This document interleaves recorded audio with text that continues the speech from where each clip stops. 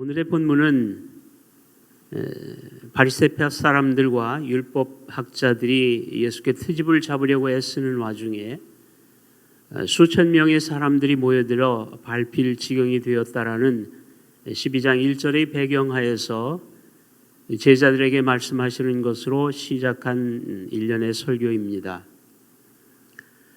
처음에는 제자들에게 바리새파의 누룩을 조심하라, 그들의 행위는 위선적이라는 말씀으로 시작하여 모든 것을 아시는 하나님을 두려워하라는 권면으로 이어지고 있습니다.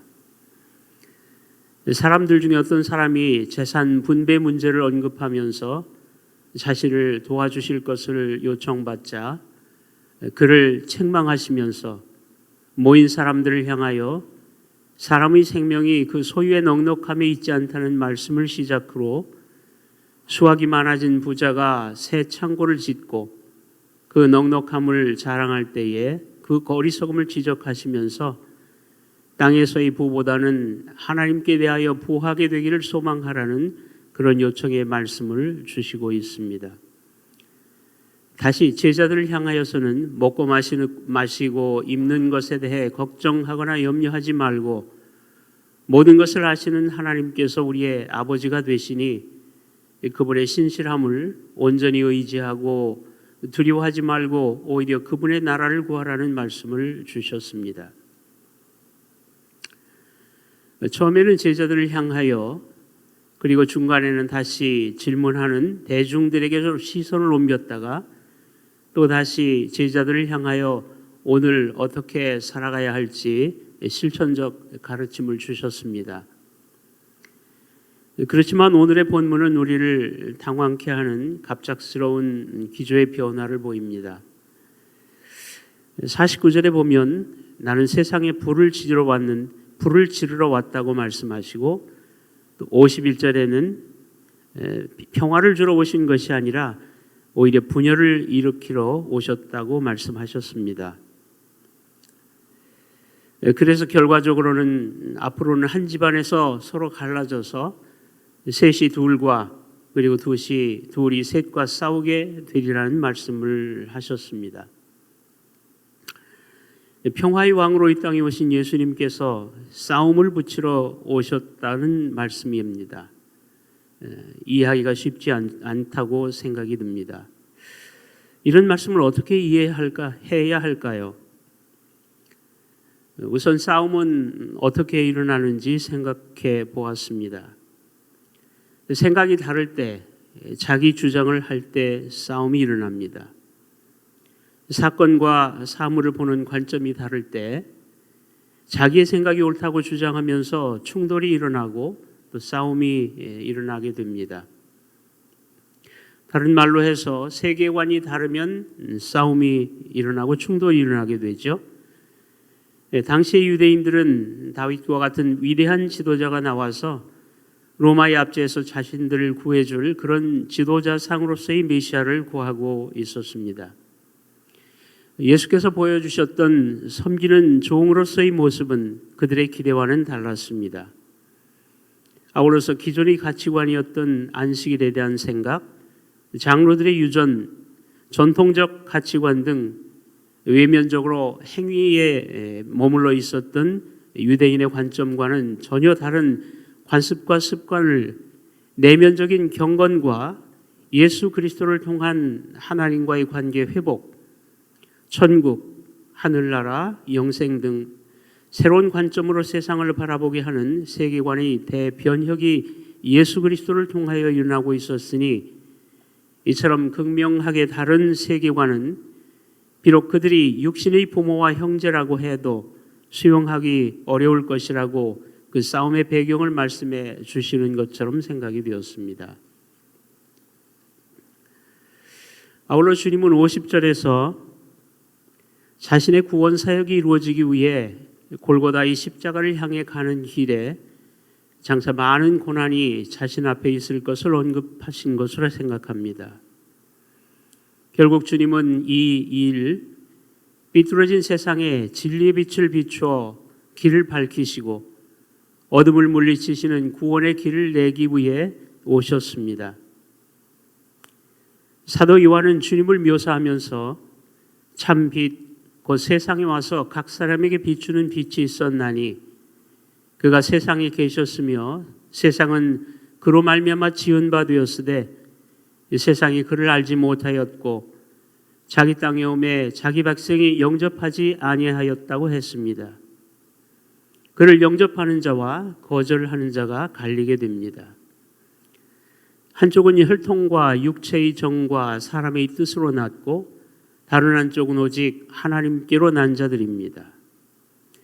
문제는 이들이 가지게 되는 세계관이 달라도 너무 다르다는 것입니다. 그래서 그들에게 싸움이 있습니다. 그러면 주님은 오늘 이 본문에서 우리에게 무엇을 말씀하시고자 하시는 걸까요? 단지 앞으로 치열하게 싸움이 일어나게 될 거니 그러니 잘 싸워봐라, 그런 뜻일까요? 우리의 고민은 이 싸움이 아버지와 아들 간에, 엄마와 딸 간에, 그리고 며느리와 시어머니 사이에 일어날 거라는 것입니다. 어느 하나 쉬운 일이 없습니다. 부모를 공경해야 하고 형제 간에 우애해야 합니다. 이것은 주님의 명령입니다. 그러려고 하는데도 신앙 문제만 떠오르면 싸움이 납니다. 예수의 제자가 되면 이럴 수도 없고 저럴 수도 없는 진퇴양난의 입장에 빠지게 됩니다.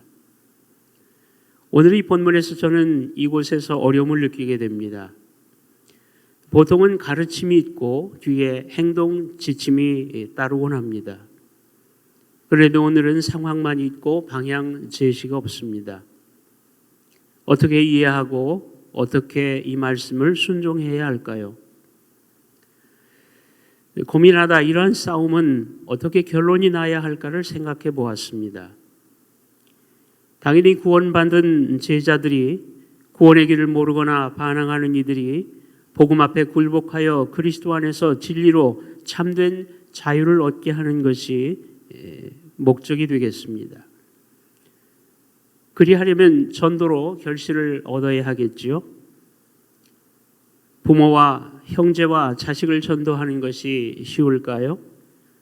우리 모두는 그 일의 어려움을 익히 알고 있습니다. 그리고 나아가서 혈연 관계를 넘어서 직장 동료와 친구와 이웃을 전도하라는 전도의 명령이 우리 앞에 있습니다. 이 일을 생각하면서 저는 제가 언제 전도했는지를 생각해 보았습니다. 한때는 모든 대화가 언제 주님에 대한 이야기를 치고 들어갈까 가늠하던 때가 있었는데 언제부터 그러한 것이 저에게 사라졌는지 참으로 말하기가 좀 어렵게 되었습니다. 복음에 대하여 말하기를 꺼려하고 있는 자신의 내면을 바라보게 되었지요. 주님으로 뜨거웠던 그때의 내가 도저히 이해할 수 없었던 상태가 현재의 나로 변해 있음을 알게 되면서도 안타까움이 없는 자신의 모습을 보게 되었습니다.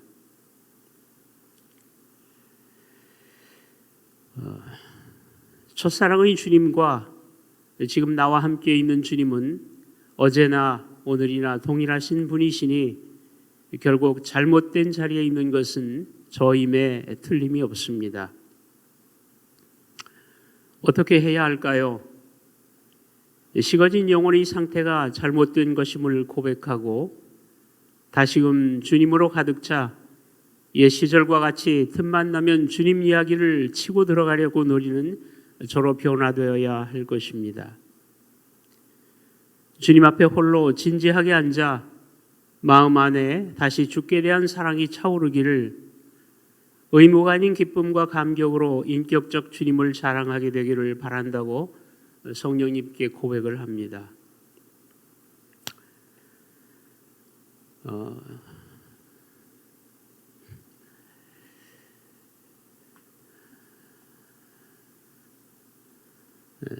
주님을 증거하는 일, 그리고 점차 주님에 대해서 또 교회에 대해서 부정적 시각이 늘어나고 있는 이 시대에 담대하게 주님의 말씀을 증거하거나 주님이 얼마나 좋으신 분이신가 하는 것을 증거하는 일에 새롭게 변화되기 위해서는 솔직하게 하나님 앞에 앉아 그분과의 관계를 되돌아보아야 할 것이라고 생각합니다. 얼마나 내 안에 주님을 향한 뜨거운 열정이 생겨 있는지, 그리고 주님을 말하고 싶은 순간순간의 감정들을 표현할 수 있으려면 결국 예전에 가지고 있었던 주님에 대한 사랑의 마음이 새롭게 불릴 듯 일어나야만 되겠죠. 두 번째 단락에 있어서는 이해하기가 좀 쉽지 않았습니다. 그리고 아직도 이 두 번째 단락의 내용들에 대해서는 다 알지 못하겠습니다. 다만 첫 번째 단락의 문제에서는 아까 저희들이 이것이 예수 그리스도를 전하는, 그리고 예수 안에서 살아가고 있는 제자들에게 주신 말씀이라고 하는 것을 이해하면서도 두 번째 단락은 54절에 보면 예수께서 사람들에게 말씀하셨습니다 라고 하시면서 이 일을 풀어 가시는 것을 보면서 그 앞에 예수 앞에 계셨던 제자들에게 하셨다는 말씀보다는 주변에 몰려왔던 수천 명의 사람들을 대상으로 말씀하시고 계신 것이 아닌가 싶습니다. 시대를 분별하고 하는 말씀이죠. 왜냐하면 56절에 위선자들아 라고 하는 말씀을 보아서 이 위선자들을 제자들을 향한 말씀으로 보기는 어렵지 않은가 생각이 듭니다. 그러면서 그들을 향하여 땅과 하늘의 기상은 분간할 줄 알면서도 어떻게 지금 이 시대를 분간하지 못하느냐고 하시는 말씀입니다. 어찌하여 너희는 무엇이 옳은지 스스로 판단하지 못하느냐고 하시는 말씀이죠.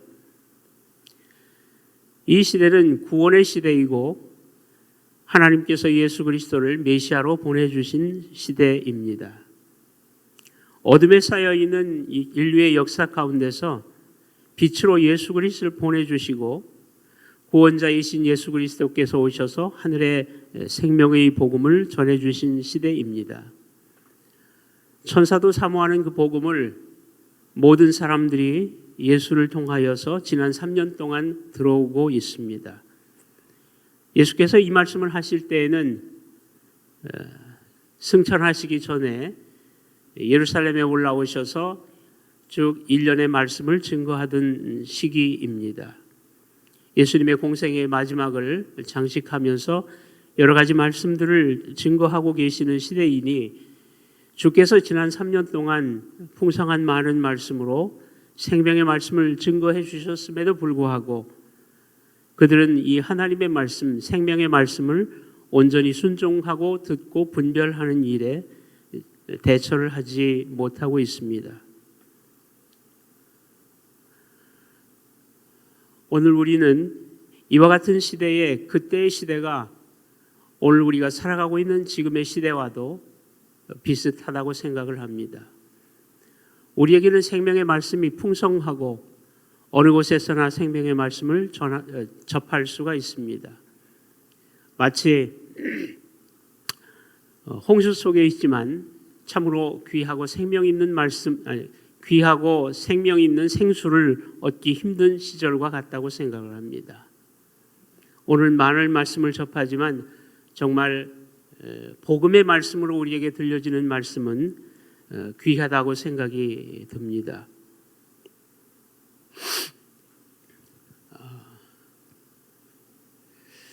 그래서 뒤에 있는 말씀들은 저는 그 정도로 이해를 하겠고 오늘의 말씀으로 저에게 이해하는 것은 하나님께서 예수 그리스도께서 이 말씀을 주시면서 너는 지금 이와 같은 싸움 안에 있을 때 어떤 자세를 가지고서 너희 형제를 대하고 너희 주변을 대하고 그리고 너와 같이 있는 생명을 얻지 못하고 죽어가오는 영혼을 향해서 너는 무엇을 하겠느냐 하는 질문으로 앞절의 말씀들을 받았습니다.